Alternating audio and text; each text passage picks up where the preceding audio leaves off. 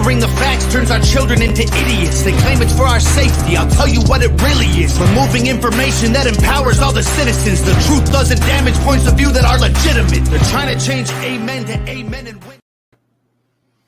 Hey, everybody. Okay, so first things first, Mr. Ruiz will not be with us tonight. I just actually got off the phone with him. He had an emergency that came up with his child, so family first. Everyone should understand. I'm disappointed, obviously, but good news, he's going to reschedule. There was just something that came up at the last moment with him, with his child, and so that's why I'm a little late. I was like, what's going on? But I called him, and he will be on, just not tonight. It'll be a better experience next time because it'll give me more time to work on the graphic. The graphic, oh my, you know what? I have a newfound appreciation for graphics designers because I spent way too long on trying to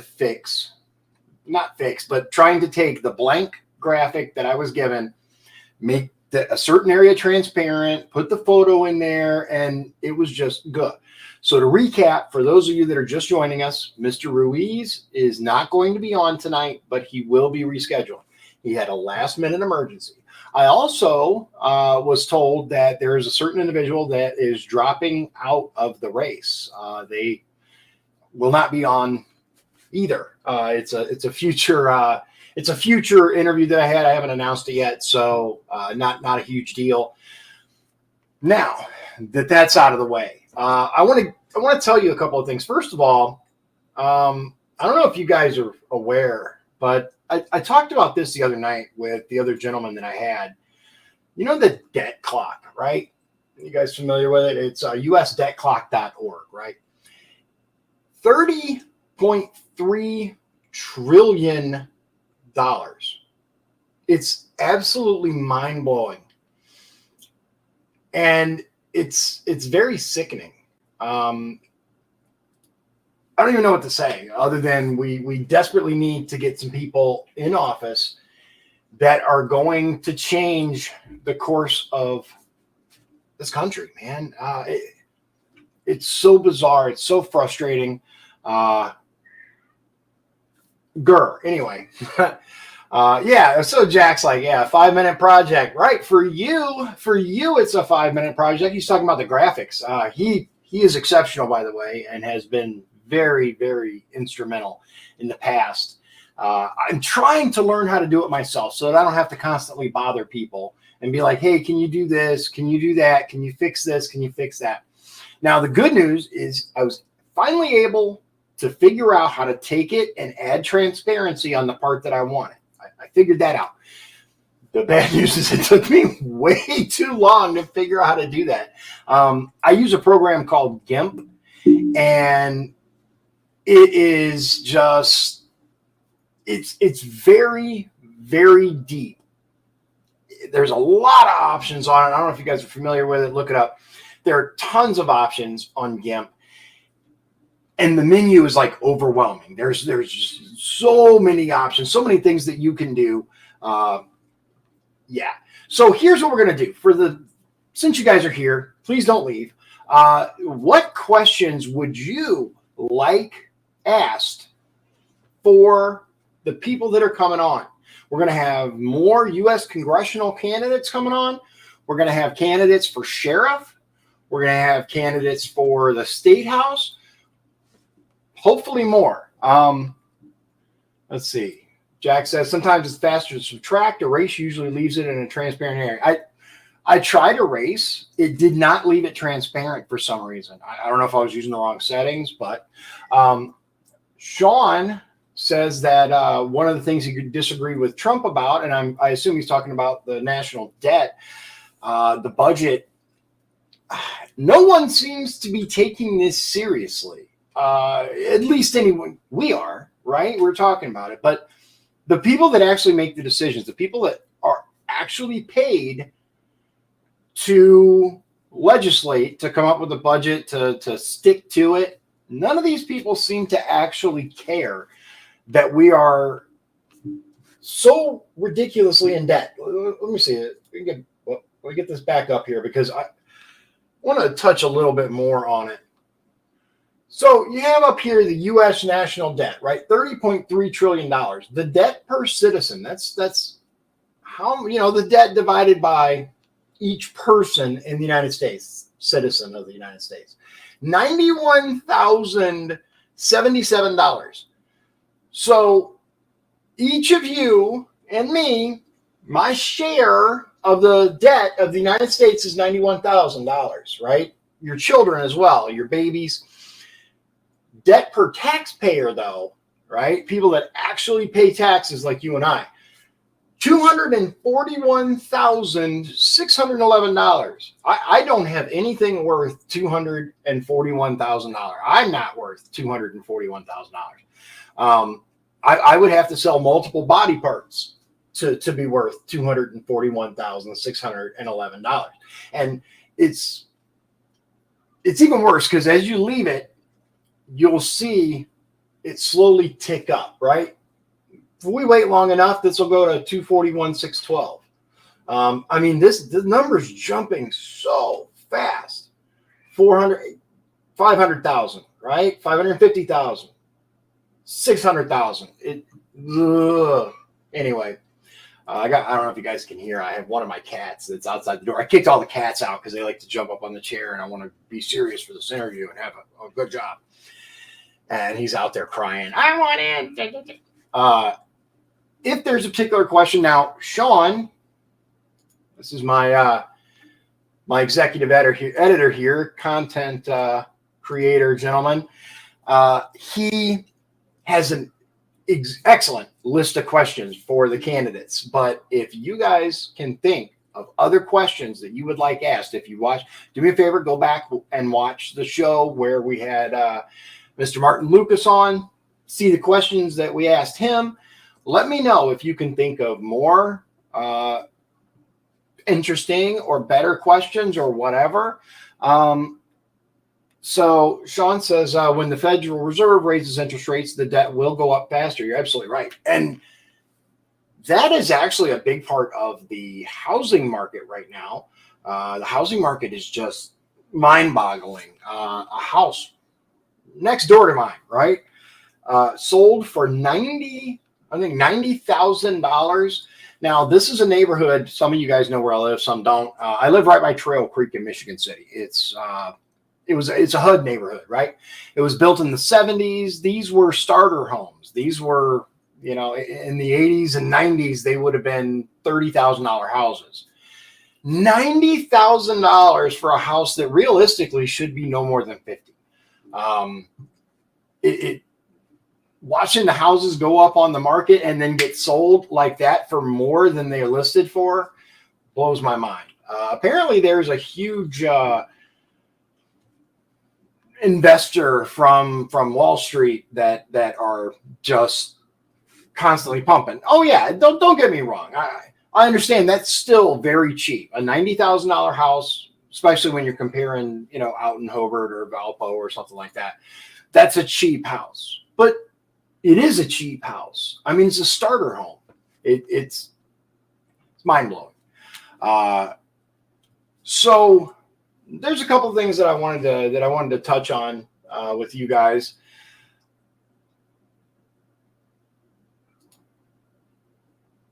Yeah. Sites like, that's a good point. Places like Zillow were buying up houses left and right. There were multiple people that were investing. I see we have some more viewers, so I just want to let you know, Mr. Ruiz. No, it's okay, Paul. I knew what you meant. Yeah, if you have another question, though, by all means. Mr. Ruiz will not be joining us tonight, but he will be on in the future. He had an emergency, so we're just gonna freeform it for a little bit tonight. And look, guys, some of you may be aware, some of you not. I'm running for state representative. I am unopposed in my primary, so I will be going to the general election. I believe there was a 6-point difference between myself and the incumbent last election. We can absolutely win District 9 with a patriot Republican, me. We can for sure know that your vote will count down there.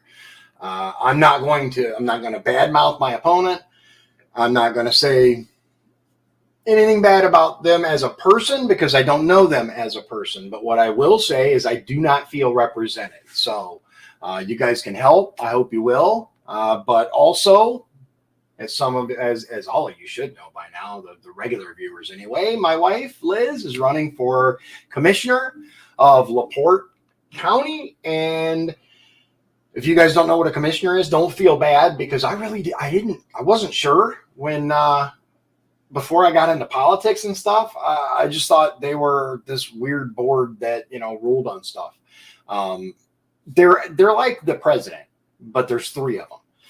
It's a 3-member commission, council, whatever, that they handle the executive style stuff, not budget. They don't touch the budget, but they do hire county employees. They're in charge of the hiring.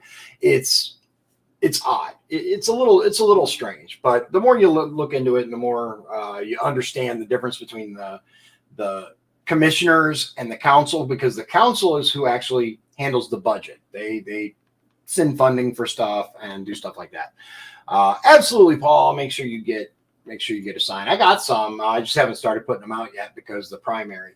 I'm unopposed, but we are in a unique situation, and I'm going to tell you, ladies and gentlemen, I have talked to so many people. I lost count. I've talked to so many people who are sick and tired and fed up of the BS that they're constantly fed by the people that are elected to represent us, the people that we send. And I have toured the Indiana State House. I've gone in and I've looked at where the offices are and all of that. I'll say there's not as much room as I thought. It's smaller. At least the desk areas are. It's little cubicles, but that's because Indiana legislators are considered a part-time position. We don't want full-time legislators, at least in my opinion. We can deep dive into that. That's a good question, Paula. The answer is I don't think so. I am not 100% sure. I will have to look at exactly where you live on the map. Message me your address and I'll look it up. But Paul has some opinions. So there are so many people that have asked me, what can I do, right? What can I do other than pay attention and other than look at what these people are saying? I'm going to tell you, Facebook groups are both useful and extremely annoying. Okay, if you live in Pulaski County, then no, you wouldn't be voting for me. I can find out who your state rep is / will be in this upcoming election, though, and let you know who's worthy of looking into. I have a beverage here, but it's from a chain, and I don't want to advertise for them because they didn't pay me, so I'm not going to lift it up. Yeah, I'll check on that for you, Paula. No worries. So what I've come up with is I've actually decided to do an in-depth look at what's required to run for office, right? Various positions. A lot of it is the same. A lot of it, like, here's something interesting that many of you may or may not know. To run for United States Senator, U.S. Representative, or even President of the United States, federally, there are no restrictions if you have been convicted of a crime. Felony, even. You can have been convicted of a felony and still run for the positions that I listed, including other federal positions. Now, on the state level, though, many times they have a little more strict guidelines.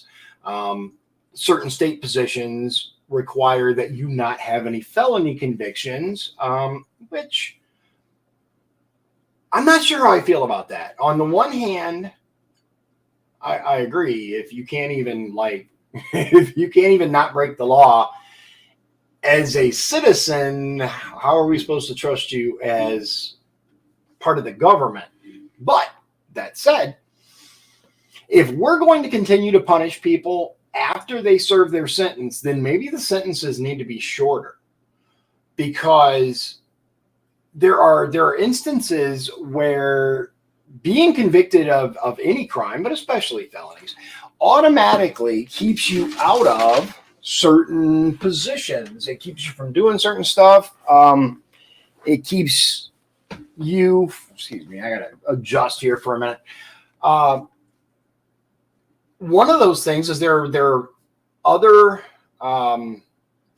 states, and if you're convicted of a felony, you are not allowed to vote. Now, Indiana doesn't have that, but I know that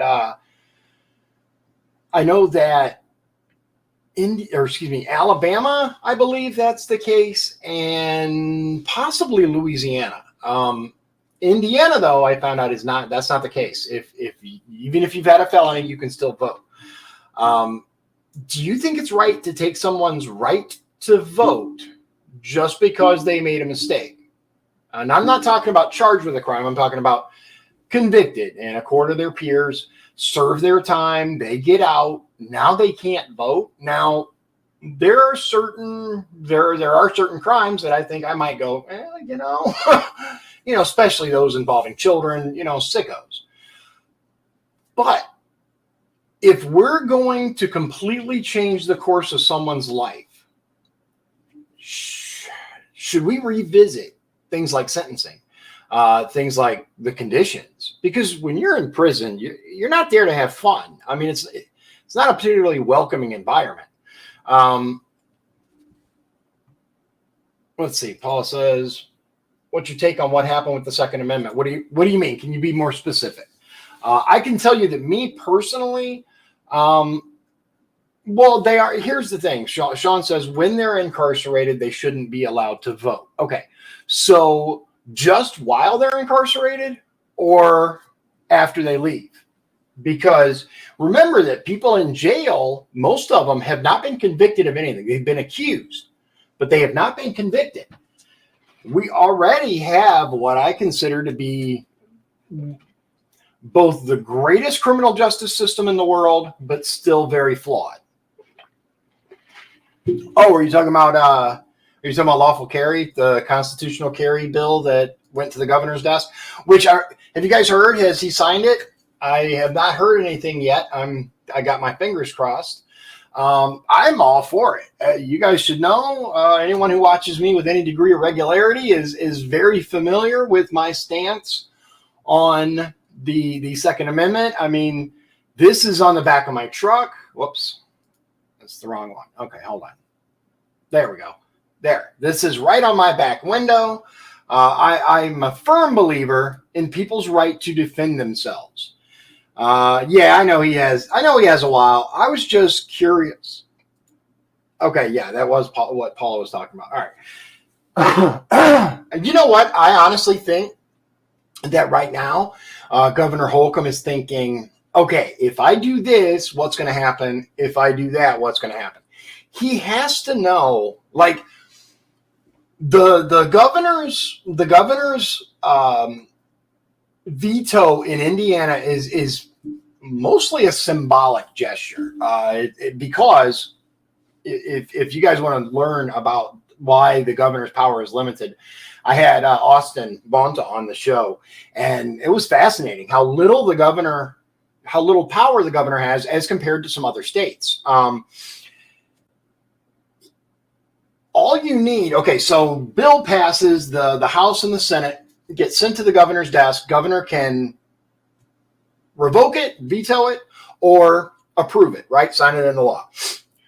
Governor Holcomb, if he vetoes it, it goes back to the House, right? The House votes on it again. Now, in many states, you need a 2/3 majority. That's the way it is at the federal level. 2/3 majority of the House has to vote to override. In Indiana, though, it is a simple majority, which means it had to have a simple majority to get where it is. It's a symbolic gesture. It's the governor saying, no, I don't want this bill. Now, you would think it would be as simple as going back through the same process and everyone would vote the same way they did and it'd be a done deal. However, there have been instances where bills have passed, the governor has vetoed it, it's gone back through, and representatives are cowards. I don't know how else to put it. They're scared of offending the governor. Now let's be fair here. The governor is the head of the Indiana Republican Party. He's it. It doesn't get any more than him. And if you want a political career in Indiana, you need to think very carefully before you override the governor's veto. If you're a politician. I'm not a politician. If my constituents want it, I'm going to vote for it. No matter what. That's just me personally. I found out something interesting, by the way. So I don't know the full ramifications of this yet, but I'm gonna let the cat out of the bag just a little bit. So apparently they looked at the results from the 2020 election for my race and said, "Ooh, we can take this. We can win." And they actually had someone that they called and said, "Hey, will you run for this?" And it's winnable. And the guy said, "Well, who else is running?" And they said, "Well, we know Dion from 2020 is running again." And he went, "I'm not running against him."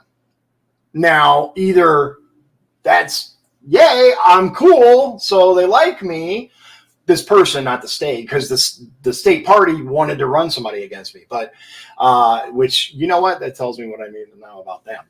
But, God, I had the mic over here. I'm glad you guys could hear me. Or they were like, "Ooh, yeah, I'm not going against him. That guy's crazy. He will destroy me."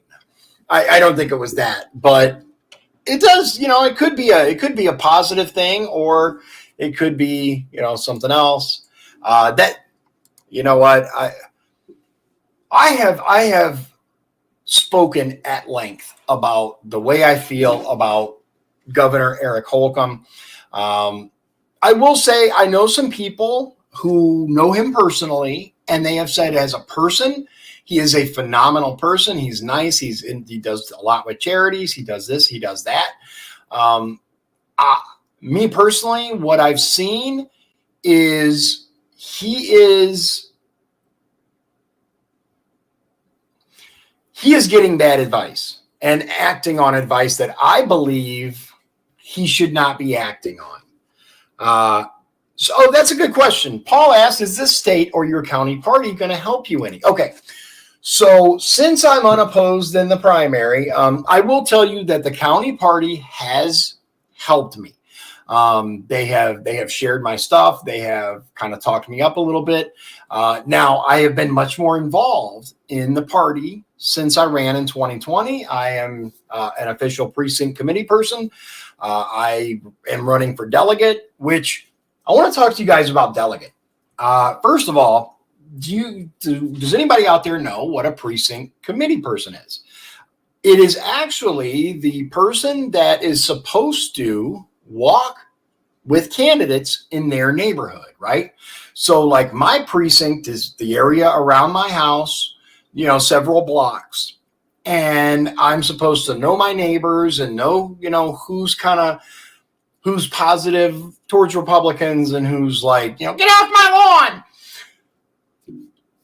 Somebody's running for office. They come to me and they say, "Hey, we want to go walk, your neighborhood. Will you come with us and introduce us to people?"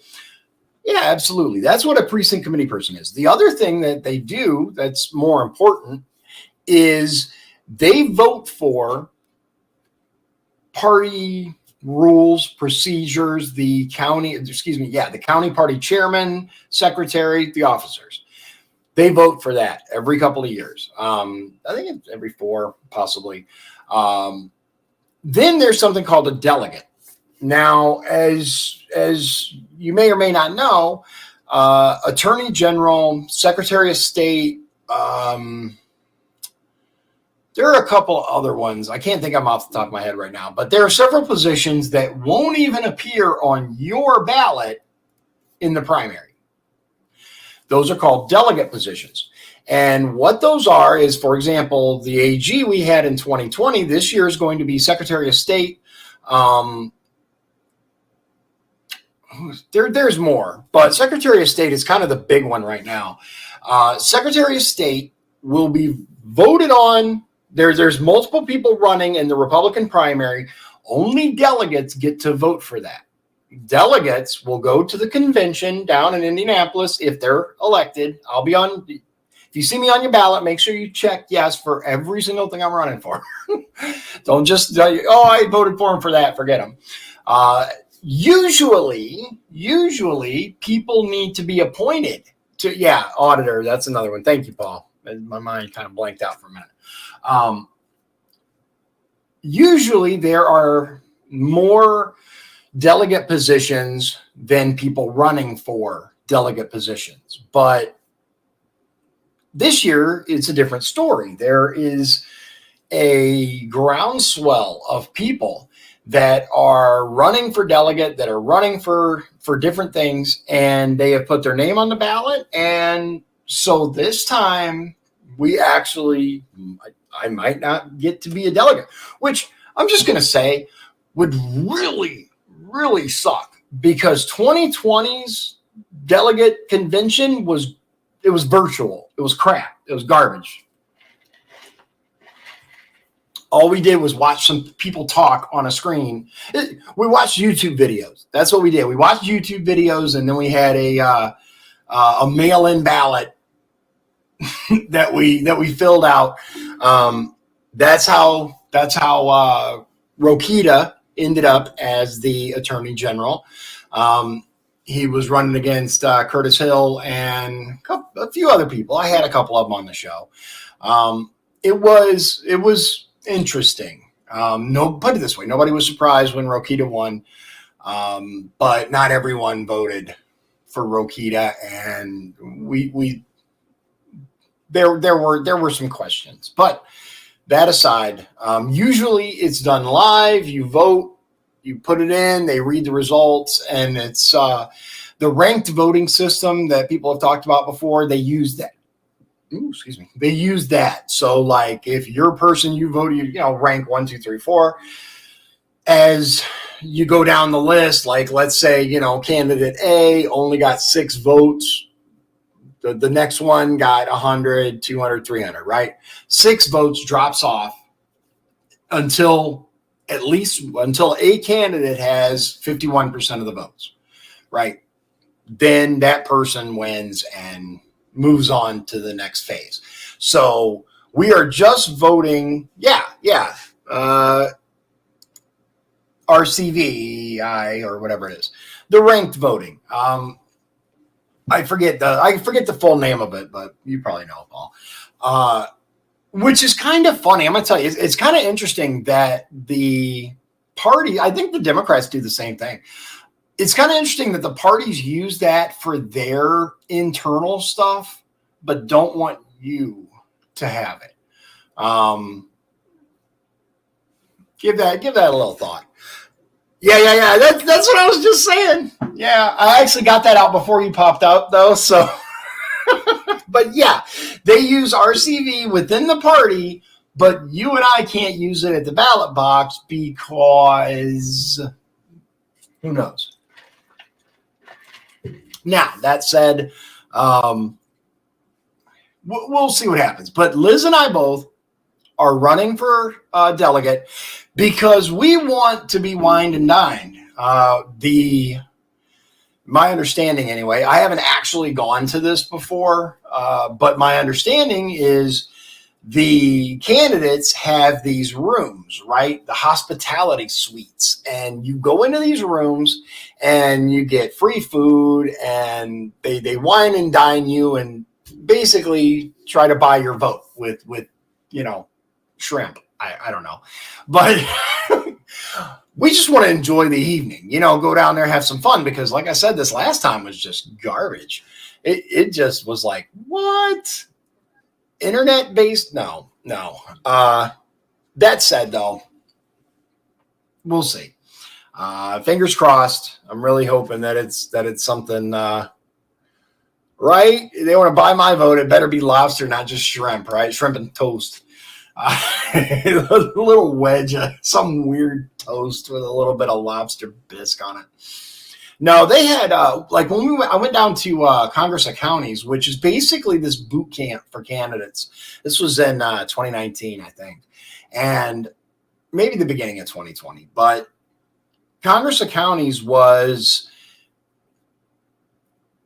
designed for state races. Really, it teaches you about finance, campaign finance, and committees, and this and that.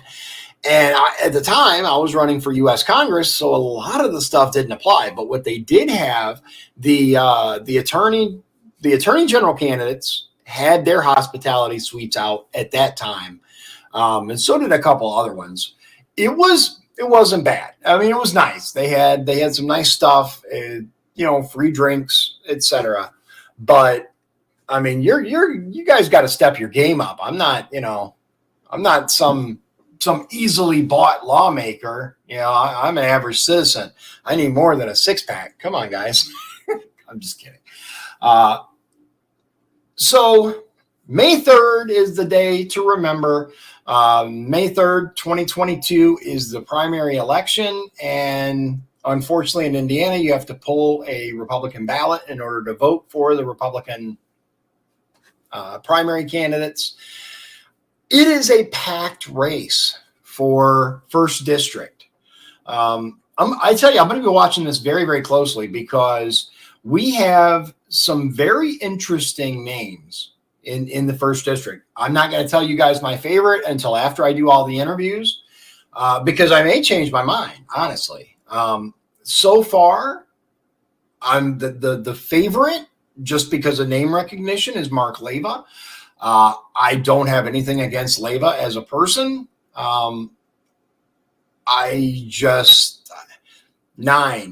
He's ran 9 times and he hasn't won. I think it's time to move on. I think it's time to do something else. I think it's time to give up. I will be very disappointed if Leyva wins the primary only to lose the general again. I do think we have the best opportunity we have ever had to get a Republican into that seat. Possibly even better than 2020 if we get the right candidate.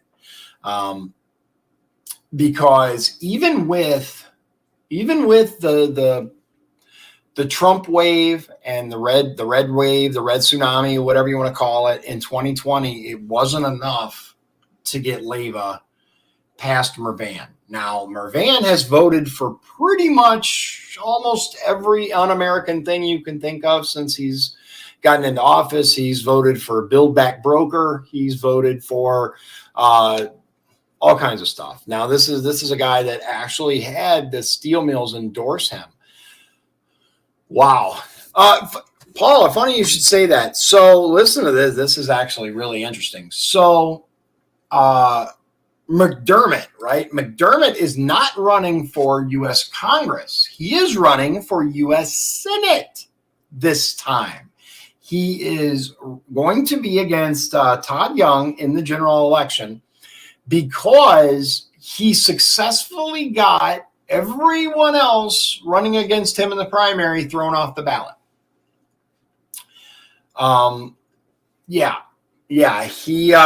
He actually challenged. There were two women that were running against him. I think they're both black. I'm not sure. At least one I know because I saw the video while he was doing it.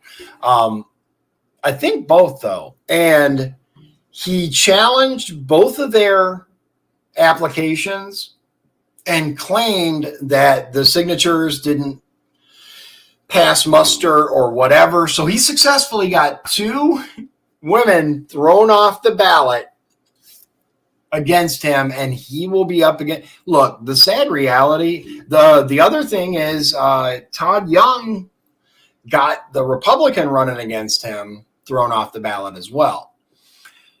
So either way, it's going to be Young versus McDermott in the general. Unless we get an independent running or a libertarian running for United States Senate for that district, those are the only two choices, McDermott or Todd Young. I cannot vote for Tom McDermott. I can't. There is no way I can bring myself. On the other hand, there are many people who feel as if Todd Young has said and done some things that they disagree with. Let's just leave it at that. I mean, the man's a sitting United States senator. I'm not gonna exactly badmouth him, but I am gonna say that there were definitely some decisions that he made that I disagreed with.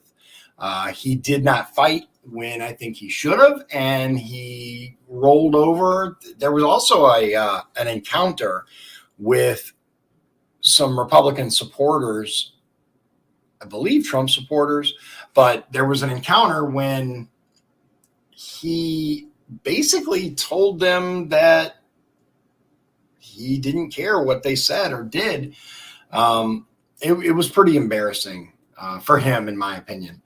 But we'll see what happens. I mean, Paula makes a good point. I mean, the alternative is McDermott. Now, if you guys know of anybody who is wanting to run for United States Senate as an independent or libertarian, this is so wild that this may be the libertarians' year, because when your only choice is Todd or Tom, it's not a whole lot of choice. Yeah, I mean, Doug should. Absolutely. Someone needs to. Let's put it that way. If we don't have anyone right now, then we need to. The people deserve to have a real choice out there. That's yeah.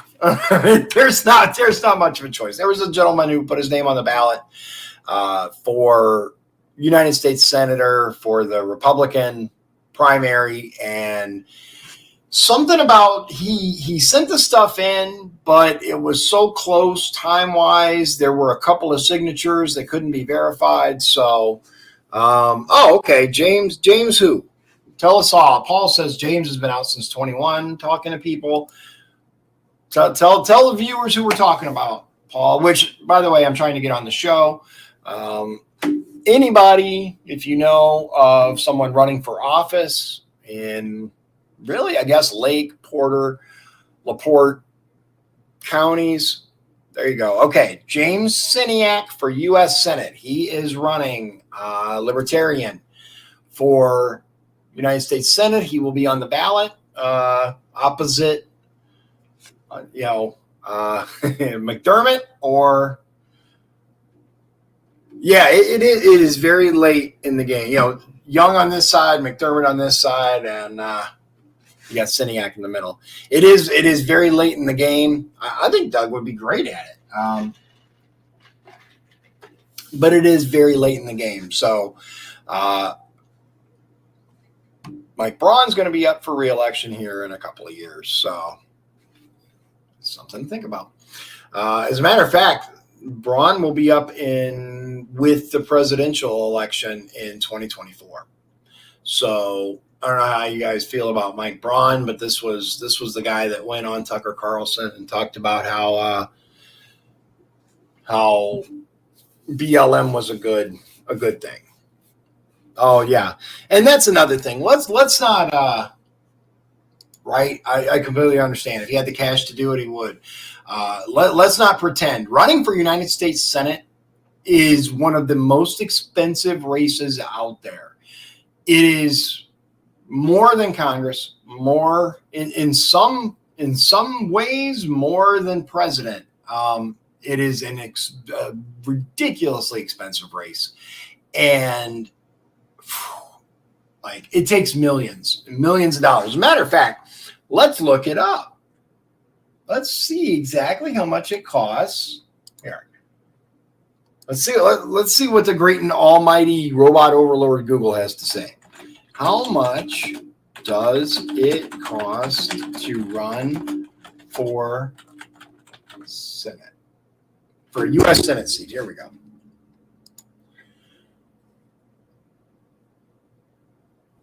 Had to spend millions. Here we go. An average winning Senate candidate had spent $10.4 million. $10.4 million. Here it is. Okay. So let me share this to you. Boop. If you guys can see it right here. U.S. Senate now costs $10.5 million to win on average. On average. So many spend more, some spend less, but you're absolutely right. You're absolutely right. It should not be like that, but it is. That, yeah, Sean, I'm with you. I thought it was a couple of billion, but no. Yeah, well, him and Holcomb want to switch seats. Well, I have bad news for Mike Braun. I don't mind. Again, I don't mind him as a person, but I don't think he would make a good governor. I really don't. And he shot himself in the foot on Tucker Carlson to really get anywhere. In my opinion, I am no political genius, obviously, but I don't know, man. Paul says I call him Bronnelly because he's just like the previous Joe Donnelly. Yeah, Donnelly. Sorry. Wait, hold on. Wait. Sean says he also said that GOP needs to compromise on gun control. Is this Mike Braun that said the GOP needs to compromise on gun control? Because send me that link. I would love to read more into that or about that. Sorry, I don't need to read anything into it. Those simple statements alone. Wrong one. There we go. Put that right up there. And in case anybody forgot, bottom line, shall not be infringed. It's very straightforward. Very, very straightforward. Let's see here. From what is being said, upcoming partner at county council. Okay, hold on. What is this? Did a fundraiser. She's from Illinois. Only lived here 2 weeks and got $600,000. Holy crap! This is for Porter County Council. See, I'm going to say this. Look, I didn't really want to go off, but I'm going to go off a little bit. The reason why we have a shit government. The reason why we have crooks in charge is because regular people, we can't generate $600,000. I'm running for state representative. I ran for U.S. Congress. I'm not going to say how much I got from people, but it was very, very, very little. For those of you that donated, thank you so much. It helps more than you could ever know. But I didn't raise no $600,000. I didn't raise $6,000. This is what's wrong with our politics. Because, again, coming from Illinois, only lived here 2 weeks, $600,000. Where do you think that money's coming from? It's not from her neighbors. She just moved here. I will tell you this. We're going to need money to win. We are absolutely going to need money to win. Liz is going to need money. I'm going to need money. I did my entire campaign last election with my money. I spent thousands of dollars of my own money. I can't do that again. I don't have it this time. So I'm going to need your help, not just you, but everybody out there. If you guys want things like constitutional carry to stick around, if you want more freedom, if you want the government to stay out of your business, if you want somebody who believes we should have lower taxes, not this surplus that you get $100 tax credit, what? We need to get off our butts and donate your time, your money, or both. Now, you guys that are watching right now, most of you have already donated. Most of you have already donated either your time or your money. I'm just saying out there are so many people that read the paper or click through an online article and are like, this is crap. Oh, how'd this person raise so much money? Oh, there's George Soros and blah, blah, blah. but they will not send a dime to a real candidate. They'll look at them and they'll be like, oh yeah, this person seems all right. They'll meet them, shake their hand.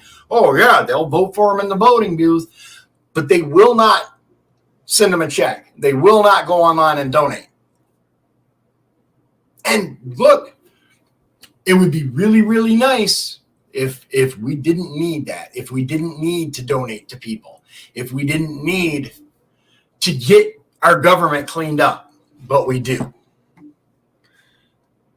Let's see. Okay, so Sean found it. This is the, okay. All right. Yeah, do me a favor, Sean. Send that to me in Messenger. We can peruse it together, actually. Let's see here. I got to open this. Have you guys noticed? I have heard that computers all over are getting like super slow. Like even with really good internet, like it's been like weird. Like I'm hardwired to the best internet that's out there, right? The best I can get in my area. And just it's been acting weird lately. Yeah, if you can pop that to me on Messenger, we'll pop it open real quick and take a look at it. I might have to put my glasses on. So I don't know if you guys know this, but I had to have cataract surgery. They caught it early. It was no big deal, but that's one of the reasons why I was off for so long. And now my computer monitor is just at the level where it's close enough that I have to wear my glasses in order to read stuff, right? And my glasses, as you can see, the light reflects off of them really bad. Okay, he says he sent the link. Let's go take a look here. All right, here it is. Boom. Let me copy and paste. Copy. Let's put this on the other browser. Here we go. All right, let's go back to StreamYard. Here, you guys can see, watch. Like I said, I have the gigabit internet, the fastest internet you can get around here. And look at that. Okay. Indiana lawmaker warns Second Amendment supporters of what would come if we don't address gun control now. No thanks, I don't want your notifications. Indiana's junior U.S. senator thinks red flag laws and common sense. You love that word, right? Common sense gun.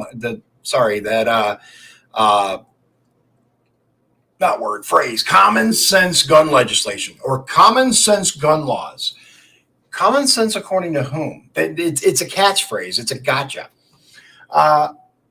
In a conversation with WISE 11, political editor Chris Williams, Senator Mike Braun, a Republican, explained why supporters of the Second Amendment should support changes now. Senator Braun is warning there needs to be action now or deal with what comes when people like him are not directing the conversation in D.C. People like him. So people that want gun control. The Jasper, Indiana native was in the Louisville area because he has been traveling Indiana to talk to constituents. Recent shootings and calls for new gun laws, large part of the conversation. He's calling for so-called red flag laws similar to those in Indiana that allow for officials to take guns from individuals deemed a risk to themselves or others. Senator Braun also wants to see focused background screenings, although he opposes so-called universal background checks. Quote, I want to start the process so that we can keep that right to own arms for law-abiding citizens by doing anything in the kitchen sink when it comes to common sense stuff that's not going to impact law-abiding citizens from his or her right, but still start doing something. Otherwise, it will go the other way, and when we don't control the dynamic in D.C., we'll have laws that we might regret, Braun said. He describes himself as a, quote, devout Second Amendment supporter who thinks others like him are hoping to steer this discussion for that reason. Okay. Yeah, you're absolutely right, Paula. Paula has a comment here, and I want to shout out to him because he is good people. Guy Relford has worked his butt off for the Second Amendment. For those of you who don't know who he is, Guy Relford is a Second Amendment-focused constitutional attorney in Indianapolis. And he has a foundation called the 2A Project. I'm a member, and I highly recommend you guys check it out. Yeah, red flag laws are, look, here's the bottom line on this, ladies and gentlemen. I'm just going to break it down for you. If you think for a moment, for a single freaking second, that these people are going to be happy once they've taken a little of your freedom, look at where we're at right now. Oh, if we just get rid of fully automatic weapons, then it'll be okay. If we just get rid of bump stocks, then we'll be happy. There is no end to these people. They are going to take little bit by little bit by little bit by little bit until there's nothing left. Till there is absolutely not a darn thing left. A well-regulated militia. Let's line by line this, because I want to tell you, a lot of people think, oh, militia, that applies to the National Guard. No. As a matter of fact, the U.S. Department of Justice has agreed that the word militia in the language of the time referred to any males and females over the age of 18.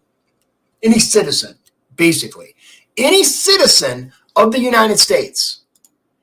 Well-regulated refers to in good working order. Your guns should be in good working order. You should be healthy. They don't expect a gentleman who can't walk, who can, good working order. A well-regulated militia being necessary to the security of a free state. Now, what does that mean? What does being necessary to the security of a free state mean? It means that we're not going to have a free state if we do not maintain the right of the people to keep and bear arms. And if you notice, even the First Amendment does not have shall not be infringed on it. There is nothing else so sacred as our ability to tell the government in no uncertain terms that we are not going to be Australia. We're not going to be UK. We're not going to be Canada.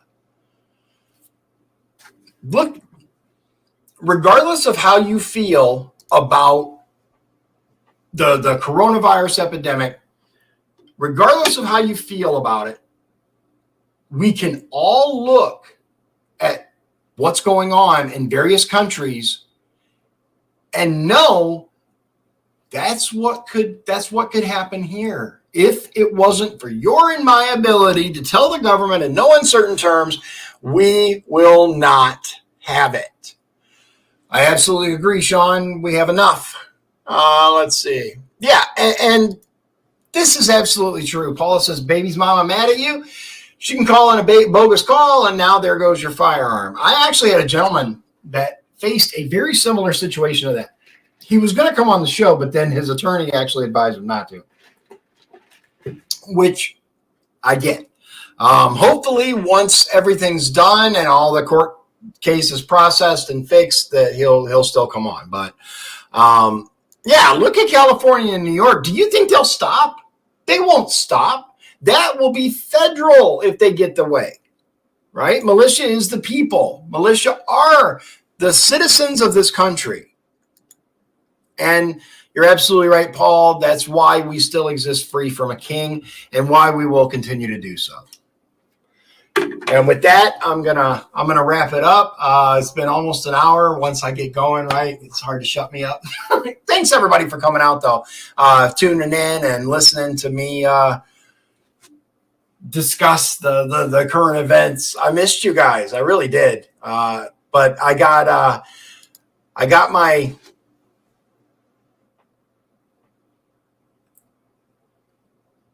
I can't. Hold on. I don't know what this means. Oh, you know what? It's spammers, I think. Yeah. I'll delete that later. Whatever. But we're gonna reschedule Mr. Ben Ruiz, and we'll have some more people on in the very near future. We got a few lined up, and I thank everybody for taking the time.